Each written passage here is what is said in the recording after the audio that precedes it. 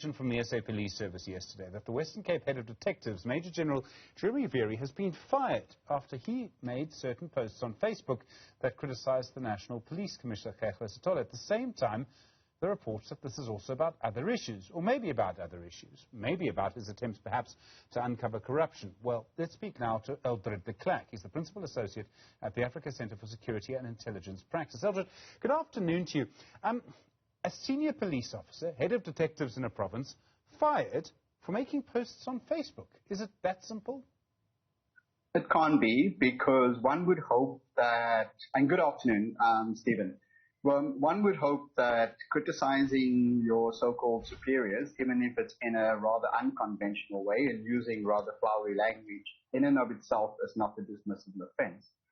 And it does, as your intro says, happen within the context. Yes, he, together with other senior police officers, have been investigating alleged corrupt activities within the South African Police Service.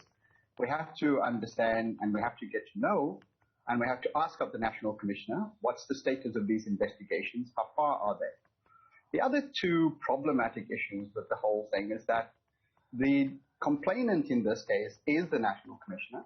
The same National Commissioner then appoints a judicial panel of review, so to speak, a disciplinary committee, and plays, at the end, signs off on the sanction. That in itself, surely, is hugely problematic and should be taken for judicial review. The third thing is that the National Commissioner himself, and in this case it is a he, has a cloud hanging over his head because he's awaiting the long overdue appointment of a panel to consider his fitness for office. So, I mean, I find it quite difficult to understand all of the dynamics within the police. It's got very complicated. Is there a fight for control? Is that what this is really about? Was Veary part of, I don't know, in political terms we'd call it a faction? Well, not really. I think we've got to look at this as almost a clash of worldviews. It's an issue of paradigm. It's the one of harkering back to this sort of problematic, militarized, disciplined regime of the apartheid era, and a transformed police service that serves a developmental state within a consolidating or emerging democracy. And that has been the problem. We've got forward-looking officers that consider their job to lead, and we have officers, those within the South African Police Service, who wants to command. And that is causing part of the tension that we have. So it's one of paradigm rather than faction. I mean, Veary's been part of Western Cape Police for many years. He was part of Umkhonto weSizwe during the struggle, if I remember my history correctly. He'd be an important figure then. Absolutely. When the likes of Jeremy joined, and we're making an example of him, because I think he typifies a enthusiastic cadre that joined the police with all the sort of starry-eyed enthusiasm of somebody saying, we're going to be taking this police service and wrestling it out of one that was discredited, not trusted, and we had no confidence in it, to one that's going to ultimately serve the purpose, understand the context, consider issues of vulnerability, and police in a way that is upholding and respecting the law. That's all he's ever set out to do. There's another aspect to this, and I feel that it does matter within the police. Maybe it doesn't. Let me ask you. So we know that police officers can literally get away with murder. I think over 10 years in KwaZulu-Natal, something like over 900 people died at the hands of police officers, something like 12 lost their jobs. There's a sense of impunity. There's been reporting recently, it was in Daily Maverick, that the SAPS spent over 1.6 billion rand on PPEs. That's been referred to as irregular expenditure. In fact, this afternoon, the SAPS has rushed out a statement saying that's not true.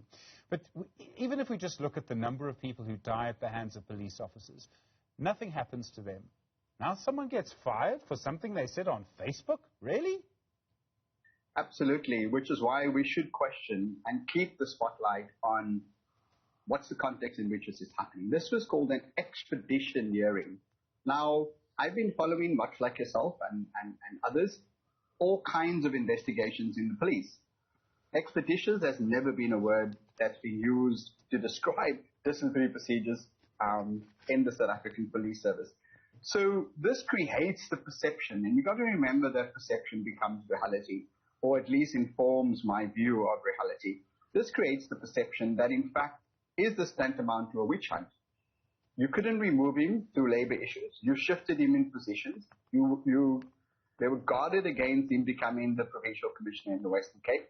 And now you finally found something, and I say you, whoever they may be, finally find something that allows you to dismiss him from the South African Police Service.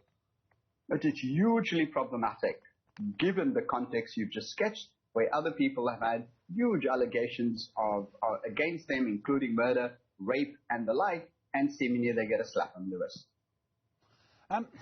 In the end, it also boils down to the problems we seem to have with leadership in the police. And I can't remember how many times I've pointed this out, and I'm not the first one to point it out. Ria Piecha had to go after an inquiry. Becky Cele, sorry to bring that up, but he had to go, although the sort of proceeding that eventually led to him going was eventually overturned in a court judgment. Then we had Jackie Salibi, if we go back even further, and of course he was found guilty of taking money from a drugs dealer. What is going on at the top of our police? Is it just impossible for us to find the right person to lead the service? No, it's a question of a lack of political will to transform the South African Police Service, and we've got to remember that policing in itself is political. It's a political problem. And it's more than one of capability or throwing more police officers or more money at the police.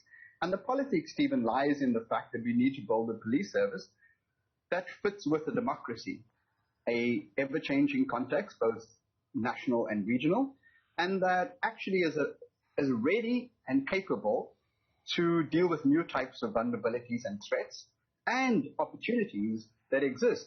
The South African Police Force, as we continue to call it, because it's failed to become a service, has dropped the ball on the transformational project.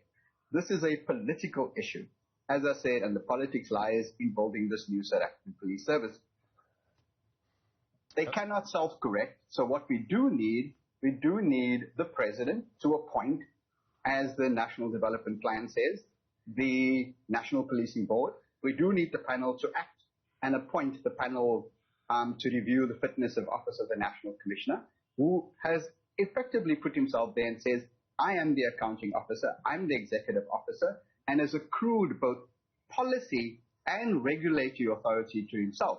So we have a National Commissioner that basically just ignores Parliament and goes ahead and restructures the police, executes policy, and does what he wants to do. In all views across the world, that would be considered rogue.